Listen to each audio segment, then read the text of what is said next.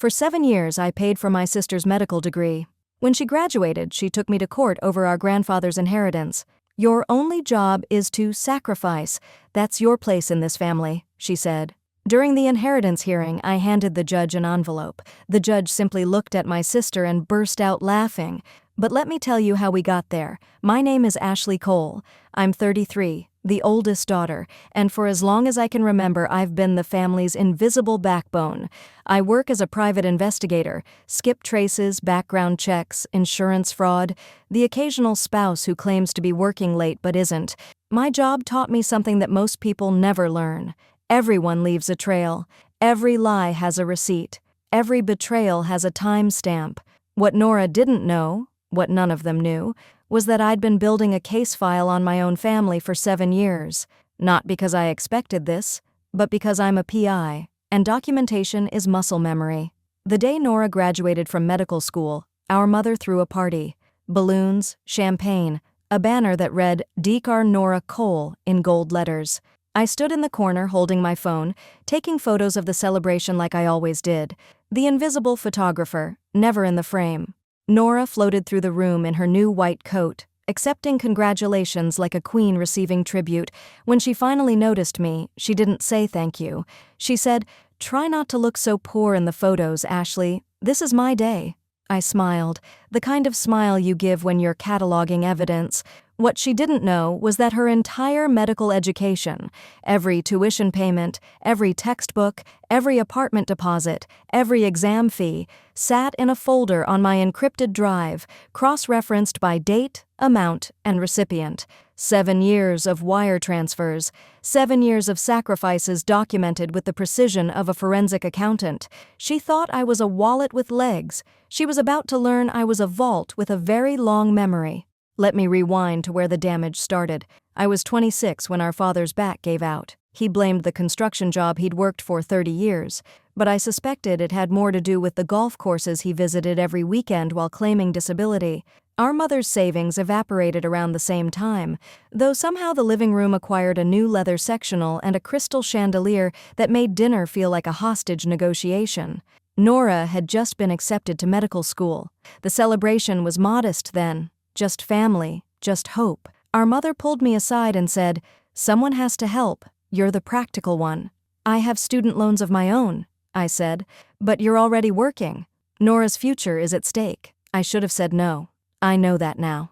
But I looked at Nora across the room, 19 years old and shining with potential, and I thought, maybe this is what family does. Maybe sacrifice is the price of love. The first semester cost me $12,000. The second, 14. By year 3, I'd stopped eating at restaurants. By year 5, my car sounded like a percussion ensemble having a nervous breakdown. By year 7, I'd paid off nothing of my own debt while hemorrhaging money for someone else's dreams. And Nora? Nora texted me requests like I was a vending machine. "Need $800 for board's prep course, the good one. Mine expires Tuesday." Sometimes there was a thank you emoji. Usually there wasn't.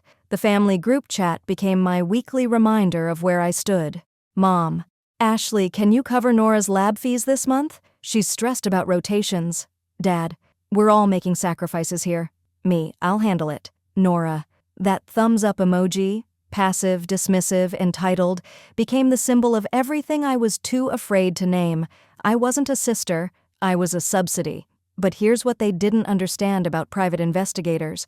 We don't just find people. We find patterns, and the pattern I was seeing in my own family was textbook exploitation dressed up as love. So I started keeping records.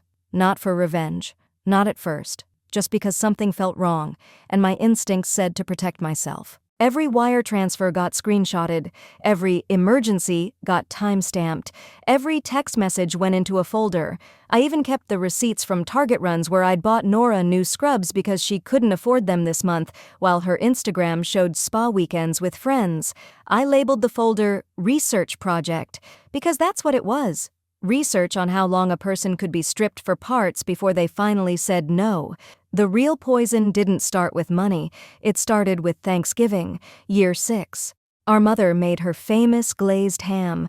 The table was set with the good china, the set she'd bought while I was skipping car repairs. Nora arrived late, fresh from some hospital function, wearing a designer watch I definitely hadn't funded. "Ashley," Mom said, passing the potatoes, "Nora was just telling us about her residency matches. Isn't it exciting?" "Very," I said. Nora barely looked up. "I need you to take off work next month. I have my white coat ceremony." "I already planned to come," I said. "I cleared my schedule." She scrolled through her phone. "Just don't do that thing where you disappear and lurk. It's weird." "What thing?" "You know." She waved her fork vaguely. "The PI thing, standing in corners, taking notes. It makes people uncomfortable." "I'll try to be invisible," I said. "You already are," she replied. "That's not the issue." Mom laughed like it was a joke. Dad stared at his plate, and something inside me shifted, a structural crack that had been forming for years finally giving way. After dinner, Mom found me in the kitchen, elbow deep in dishes. "Don't take Nora's comments personally," she said. "She's under a lot of pressure." "I've been under pressure for 7 years. Mom's face hardened. The softness was a mask, and I watched it fall away. "Ashley, let's be honest. Nora is going to be a doctor. She's going to save lives. You catch cheating husbands. That's fine, but don't pretend it's the same." I scrubbed a pot that didn't need scrubbing. "Your only job," Mom continued, "is to support this family. That's your place. You're not the star, you're the scaffolding. And scaffolding doesn't complain about holding up the building." I put the pot down. "And what happens when the scaffolding gets removed?" She blinked. "Why would it be removed?" "Your family. Because even scaffolding has limits." She walked out of the kitchen, muttering something about my attitude. What she didn't know was that I'd been recording. Not the conversation, I wasn't ready to burn bridges yet, but my own notes. A journal of every slight, every dismissal, every time I'd been told my purpose was to prop up someone else's ambitions. When this all eventually fell apart, I wanted a timeline, a record, proof that the breaking point didn't come from nowhere. Grandpa Henry died on a Tuesday in March. Quietly, the way he'd lived, slipping away in his sleep, a crossword puzzle half finished on his nightstand, and his beloved 1958 Omega watch still ticking on his wrist. The family group chat lit up within hours. "Nora, we need to discuss the inheritance. The timing should work around my residency match. I'm busy that week." "Mom, Ashley can file the paperwork. She's good at that kind of thing." "Dad, we'll sort it out as a family." I typed "okay" and pressed send. That was my first mistake, agreeing to handle the logistics while everyone else maneuvered for position. My second mistake was thinking they'd play fair. Grandpa's estate wasn't lavish, but it was meaningful. A paid-off house in the suburbs, a small cabin by the lake, a modest investment portfolio, and the watch, an heirloom he'd worn since his wedding day, wound every morning with the precision of a man who believed time was sacred. But buried in his desk, under the chessboard where we'd played during my visits, I found something else. 2 envelopes.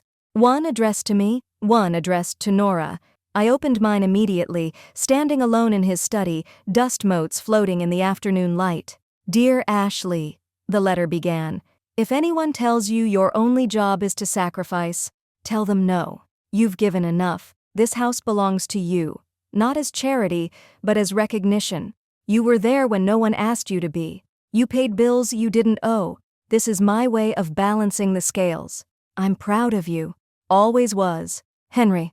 I stood there for a long time, the letter trembling in my hands. Then I looked at Nora's envelope, unopened, unread. Grandpa had trusted me with it, but he'd written it for her. Whatever was inside, it was hers to receive. I put both envelopes in my bag and drove home in silence, my grip on the steering wheel tighter than it needed to be. The will was read in a conference room that smelled like stale coffee and old leather. A lawyer named Henderson presided, a man with half-moon glasses and the demeanor of someone who'd witnessed every family tear itself apart over money. Nora arrived 10 minutes late, phone in hand, barely looking up. Mom and Dad sat together, their posture rigid with expectation. Henderson began reading. "The lake cabin went to Nora and me jointly. For peace," Grandpa's words said. The investment portfolio was divided 60-40 in my favor, with a note, "in recognition of services rendered." Then came the house. Henderson paused, cleared his throat. To my granddaughter Ashley Cole, I leave the family home on Maple Street in recognition of her unwavering support and the burdens she carried without complaint. May it give her the foundation she deserves. Silence. Mom's smile stayed fixed, but her eyes went cold. Dad's jaw worked silently. And Nora? Nora laughed, a short, brittle sound, like ice cracking. This is a joke, right? Henderson looked over his glasses. The will was executed 18 months ago, witnessed and notarized. It is legally binding. Nora's laughter died. He was clearly senile. Ashley manipulated him. Nora? Henderson said mildly, perhaps you'd like to discuss this privately with your family? There's nothing to discuss. This is fraud. Ashley isolated him, controlled him. She's a private investigator. She probably forged documents. I said nothing, just watched her spiral, cataloging every accusation, every claim, every word that would become evidence later. Mom leaned forward. Ashley, surely you can see this isn't fair. Nora has student loans. She needs the equity to start her life. The will isn't read yet, I said. Please don't be difficult, Mom continued. Let Nora shine. She's the one who's going to change the world. I turned to Henderson. Is there anything else in the will? He nodded and read the final clause. To Ashley, I also leave my Omega watch, and my hope that she will learn to value her own time as much as she's valued everyone else's. Nora's face went pale, not because of the watch's monetary value, though it was considerable, but because it was Grandpa's most treasured possession, and he'd given it to me. This is wrong, Nora whispered. This is all wrong. I stood, gathered my things, looked at my family, each of them staring at me with variations of betrayal and fury. Grandpa made his choice, I said. Now you'll have to live with it. I walked out of that conference room knowing the war had just begun. What came next wasn't a surprise. It was an ambush. 2 weeks after the will reading, I got served. A process server found me at a coffee shop, handed me a thick envelope and said, "You've been named in a civil action. Have a nice day." The lawsuit was comprehensive. Nora, represented by an expensive firm I knew she couldn't afford on her own, Mom and Dad must have pooled resources, alleged the following. 1. I had exerted undue influence over Grandpa during a period of cognitive decline. 2. I had conditioned financial support to gain leverage over family dynamics. 3. I had engaged in elder manipulation to secure inheritance assets. 4. The will should be voided and the estate redistributed equitably. The evidence attached was almost laughable. Photos of me visiting Grandpa's house, as if being present was criminal. Text messages where I asked him, "Can I swing by later with some forms?"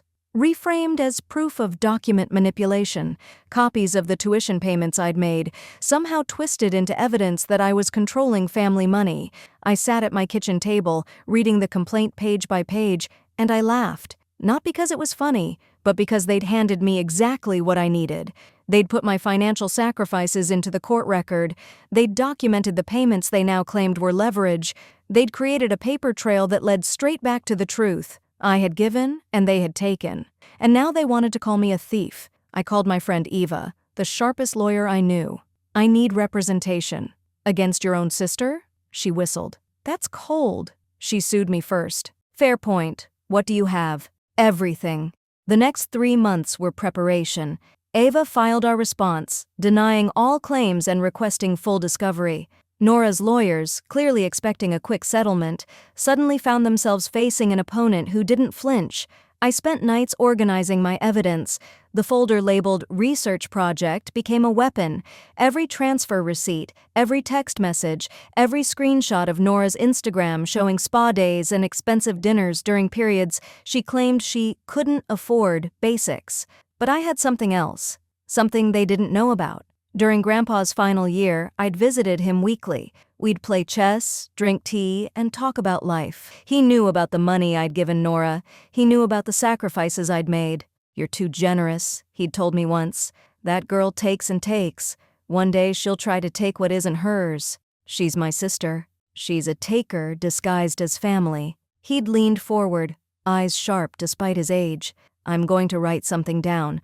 I want you to have it in case things go sideways." He'd handed me a sealed envelope and told me to keep it safe. Inside was a letter detailing everything he'd observed: Nora's entitled behavior, my sacrifices, his reasons for structuring the will the way he had, and he'd recorded a video, 30 seconds long.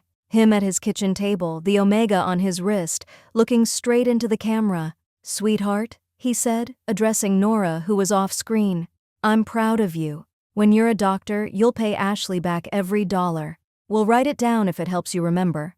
Nora's voice, slightly muffled, "Sure, Grandpa. Whatever you say." That video was time-stamped 2 years before his death. She'd agreed, on camera, to pay me back, and she'd spent 2 years pretending that conversation never happened. The inheritance hearing was set for a Thursday in October.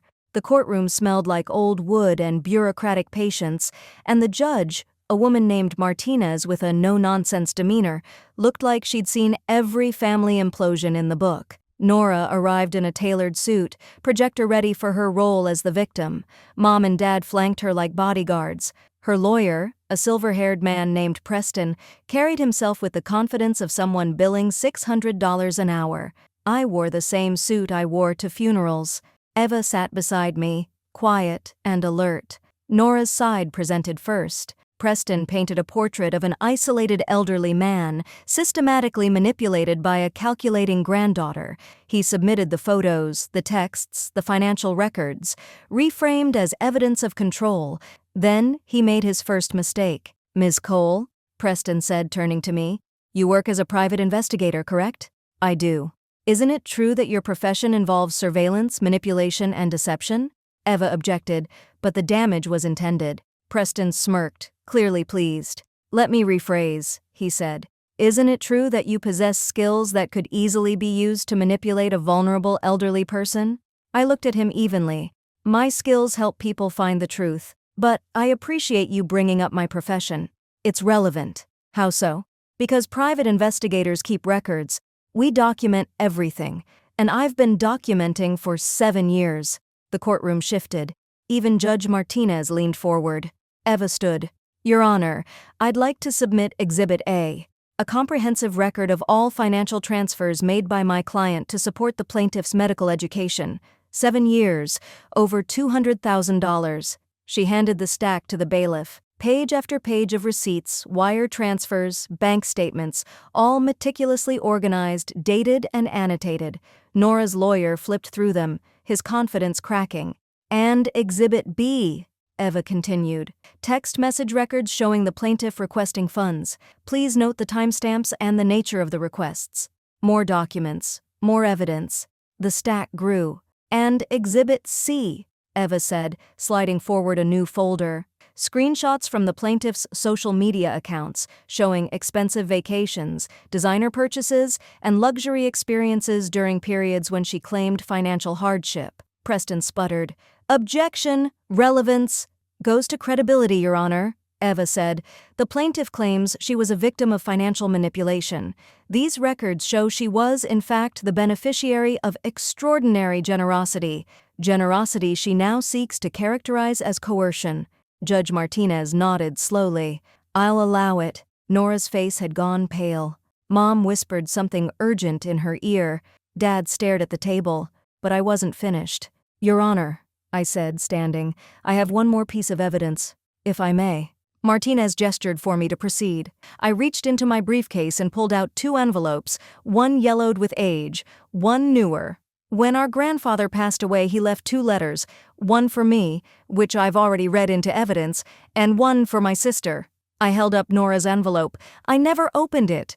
I don't know what it says, but I think my sister should read it now, in open court." Preston objected. "This is highly irregular. The plaintiff filed this lawsuit claiming our grandfather was manipulated," Eva said. "This letter was written by him, in his own hand, to address exactly that claim. It's directly relevant." Martinez considered. "I'll allow it. Ms. Nora Cole, please read the letter." Nora's hands trembled as she took the envelope. She broke the seal slowly, unfolded the paper, and began to read. Her voice was steady for the first sentence. By the third, it cracked. By the 5th, she stopped reading aloud. "Ms. Cole," Martinez said, "please continue." Nora's jaw tightened. When she spoke again, Her voice was barely a whisper. He says, she swallowed. He says he's leaving the house to Ashley because Ashley doesn't ask for things. He says I've been given enough. He says he hoped I would learn generosity by watching her, but instead I learned how to take. The courtroom was silent. Is there more? Martinez asked. Nora folded the letter. He says he loves me, but he's disappointed. Disappointed. The word hung in the air like a verdict. Mom looked like she'd been slapped. Dad's expression was unreadable. And Nora, who had walked into this courtroom expecting to win, sat frozen in her seat, holding proof of her own condemnation. But I still had one more piece. Your Honor, Eva said, we submit one final exhibit, a video recorded by Henry Cole 2 years before his death. Preston was on his feet. We've had no time to review this. It was disclosed in our evidence list. Eva replied. The plaintiff chose not to request a copy. Martinez nodded. Play it. The courtroom screens flickered to life, and there was Grandpa, alive, clear-eyed, sitting at his kitchen table with his Omega watch catching the light. Sweetheart, he said, I'm proud of you. When you're a doctor, you'll pay Ashley back every dollar. We'll write it down if it helps you remember. Nora's voice, off-screen. Sure, Grandpa. Whatever you say. The video ended. Silence. Then Judge Martinez did something I'd never seen a judge do. She looked at Nora, then at me, then at the screen where Grandpa's face had just faded, and she laughed. Not a mocking laugh, more like the exhale of someone who's just watched a puzzle solve itself in front of her. Counsel, she said to Preston, your client's position is untenable. She agreed, on video, to repay the very financial support she now claims was coercion. Unless she wishes to proceed to trial and incur substantial costs, I strongly suggest discussing dismissal. Preston leaned in to whisper with Nora. Her face cycled through denial, fury, and finally, something that looked like defeat. Your Honor, Preston said slowly, we'd like to request a recess to discuss settlement. Granted. 30 minutes. We settled in the hallway. Settled is generous. It was a surrender. Nora withdrew every claim. She agreed not to contest the will. She signed a document acknowledging that she had received over $200,000 in financial support from me and that any future claims of inheritance manipulation would be considered frivolous, and she agreed to repay me. Not immediately, I knew she couldn't afford it, but a payment plan, structured and documented starting the month after she completed residency. It wasn't about the money. It was about acknowledgement. When she signed the final paper, she didn't look at me. You humiliated me. You sued me. This was supposed to be simple. You were supposed to just give up. I let the silence stretch. I'm not scaffolding, I said finally. I'm not a wallet, and I'm not your safety net. You made a bet that I'd fold because I always have, but I stopped folding the day Grandpa handed me that envelope. She still wouldn't meet my eyes. There's a payment schedule in that document, I continued. First installment is due in 18 months. Don't be late. I walked away before she could respond. Mom tried to intercept me near the elevator. Ashley, this doesn't have to define us. We're still family. I pressed the down button. You told me my job was to sacrifice. That's what you believed. Now you know what I believe. What's that? That I'm worth more than what I give away. The elevator doors opened. I stepped inside, hit the lobby button, and watched my mother's face, confused, wounded, searching for an argument, disappear behind closing doors. In the weeks that followed, the fallout rippled outward. Nora finished her residency, but whispers followed her. The lawsuit had become gossip in the medical community, a young doctor suing her sister over inheritance after years of financial support. Her colleagues looked at her differently. Patients sometimes asked questions. She paid her first installment on time, then the second. Each transfer came with a one-word memo. Payment. No apology, no explanation, just money moving in the opposite direction for the first time in 7 years. Mom sent group texts about family dinners, holiday gatherings, reconciliation. I read some, ignored others. When she called, I let it go to voicemail.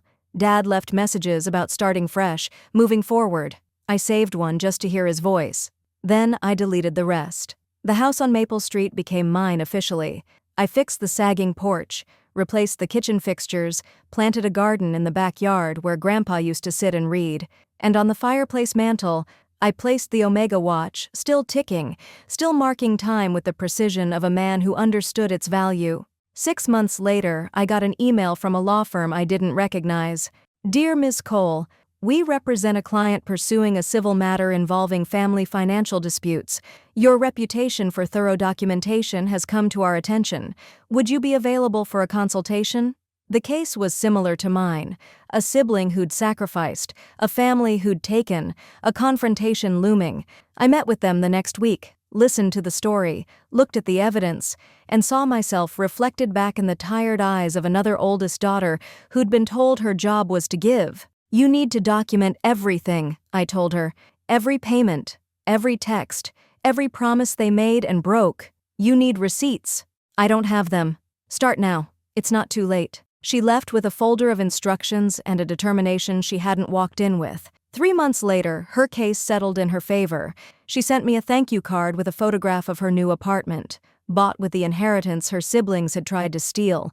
That was the beginning. Over the next year, I built a reputation. Not as a private investigator who catches cheating spouses, but as someone who helps invisible people become visible.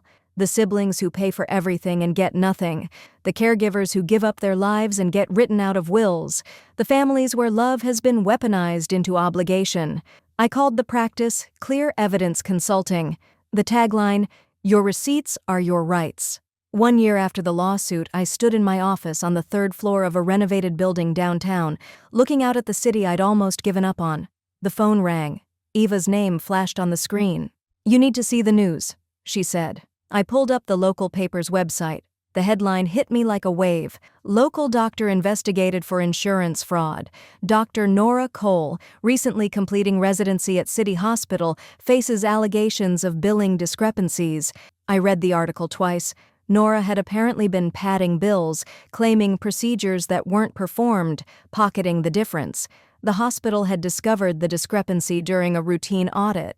I put the phone down and sat very still. Part of me wanted to feel vindicated, but mostly I just felt tired. Nora had learned to take so well that she couldn't stop. She'd taken from me, from Grandpa, from the system itself, and now the system was taking back. I didn't call her, didn't reach out. The investigation wasn't my business. I had no evidence to offer and no testimony to give, but I did one thing. I pulled up our payment schedule, calculated the remaining balance, drafted an email. "Nora, given current circumstances, I'm suspending the payment plan.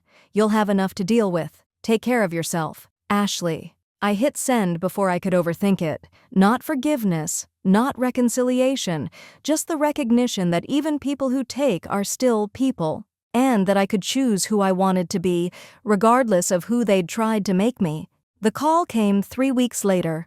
Nora's number, the first time she'd called in over a year. I answered. "Ashley." Her voice was smaller than I'd ever heard it. "I got your email. I know. You didn't have to do that.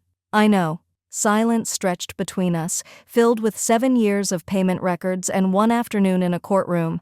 "The investigation," she started. "I saw. They're saying I'll lose my license, maybe face charges." I didn't respond. "I keep thinking about what Grandpa wrote, that I learned to take instead of give." Her voice cracked. "I think he was right. What are you going to do?" "I don't know. There's a lawyer. There'll be hearings. I might," she exhaled shakily. "I might actually have to face consequences. That's how it works." "Is this what you wanted? To watch me fall apart?" I considered the question carefully. "No," I said finally. "I wanted to stop being scaffolding. Everything else happened because you couldn't accept that. I'm sorry." The words came out choked, reluctant, like they'd been stuck for years. "For all of it. The lawsuit, the texts, the way I talked about you, everything." I let the apology sit there. "I'm not ready to accept that," I said, "but I appreciate you saying it. What would it take? For us to be okay again?" I looked out the window at the city lights, at the building I'd built, at the life I'd made after she tried to tear it down. "Time," I said, "and actions. Words are easy, Nora. Receipts are harder." "I understand. Call me in a year. If you've done the work, maybe we'll talk." "Okay." A pause. "Thank you. For the suspension. You didn't owe me that." "No," I agreed. "I didn't. But I chose it anyway. That's what makes me different from you." The call ended. I set the phone down and turned back to my desk where case files waited, other families, other sacrifices, other invisible people waiting to be seen. It's been 2 years since the hearing. Nora lost her license, served 6 months of community service. Last I heard, she was working at a clinic in another state, rebuilding from scratch. Mom still sends holiday cards. I send polite responses. We're cordial in the way strangers are cordial. Surface level, safe, without expectation. Dad passed away last spring. A heart attack, sudden and final. I flew home for the funeral, stood in the back of the church, and left before the reception. We'd never reconciled, but I'd made peace with that. Some relationships can't be repaired. They can only be released. The house on Maple Street is still mine. The garden grew tall last summer, tomatoes and sunflowers climbing toward the light. And on the mantel, Grandpa's watch still ticks. Every morning, I wind it. A small ritual, a reminder that time is valuable, and so am I. I built a life without scaffolding, without being the invisible support for someone else's dreams. I help others do the same. Document their worth, stand their ground, refuse to disappear. The work is meaningful. The clients are grateful. And sometimes, late at night, when the city goes quiet and the watch's ticking fills the room, I think about Grandpa's last words to me. Tell them no. It took me 33 years to learn how. But now I say it every day, in every case, in every negotiation where someone tries to make another person smaller. No. It's a word that changes everything. Epilogue. Last month I received a letter. No return address. Inside, a cashier's check for $50,000 and a single line in Nora's handwriting. For the past, first of many, N. I deposited the check into the account I'd set up for my consulting firm's scholarship fund, helping others escape exploitative family dynamics. Then I wrote back, just one sentence. Received, keep going. Not forgiveness, not reconciliation, not yet, but maybe someday, a beginning. Because the thing about receipts is that they don't just prove what you've lost, they prove what you're owed. And sometimes, if you wait long enough, the balance starts to shift. The watch on my mantel ticks on. Time, it turns out, is on my side.